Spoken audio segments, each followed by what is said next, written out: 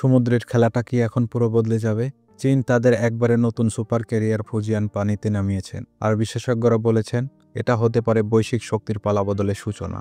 আমরা জানব এই ভয়ঙ্কর জাহাজের প্রযুক্তি, এর সম্ভাব্য যুদ্ধ ক্ষমতা, আর কেন বিশ্বের নৌবাহিনী এখন চিন্তায় পড়েছেন। টাইপ 003 ফুজিয়ান আগের চীনা ক্যারিয়ারগুলোর চেয়ে আলাদা।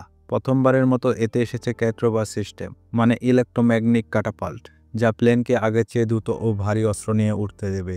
আকারের দিক থেকে এটি মার্কিন নৌবাহিনী সুপার ক্যারিয়ারের কাছাকাছি। শুধু দক্ষিণ চীন সাগর নয়, ফুজিয়ান দিয়ে চীন এখন প্রথম দীপামালার বাইরের নীল সমুদ্রের শক্তি প্রদর্শন করতে পারবে। সঙ্গে থাকবে শক্তিশালী ডেড স্টার সাপোর্ট শিপ জ্বালানি সরবরাহ ব্যবস্থা, যা একটি পূর্ণাঙ্গ ক্যারিয়ার স্ট্রাইক গ্রুপ গঠন করবে। এই জাহাজে থাকবে J-35 স্টেলথ ফাইটার, যা মার্কিন F-35 এর প্রতিদ্বন্দ্বী, সাথে AEW&C বিমান ও অ্যান্টি সাবমেরিন হেলিকপ্টার। সব মিলিয়ে যুদ্ধক্ষেত্রে আকাশ সমুদ্র সমন্বয় আরও মারাত্মক হবে। ফুজিয়ানের উপস্থিতি দক্ষিণ চীন সাগরের ক্ষমতায় ভারসাম্য পাল্টে দিতে পারে। তাইওয়ান প্রণালীতে চাপ বাড়বে, আর মার্কিন যুক্তরাষ্ট্রকে নতুন করে কৌশল সাজাতে বাধ্য করবে। তবে প্রশ্ন রয়ে গেছে, শুধু হার্ডওয়্যার থাকলেই কি খেলা বদলায়, নাকি অভিজ্ঞতা, কৌশল আর সময় ঠিক করবে ফুজিয়ান সত্যিকারের গেম চেঞ্জার কিনা? এমনই ভিডিও পেতে সাবস্ক্রাইব করো, আর প্রতিদিন ওপেন করো জ্ঞানের নতুন দরজা।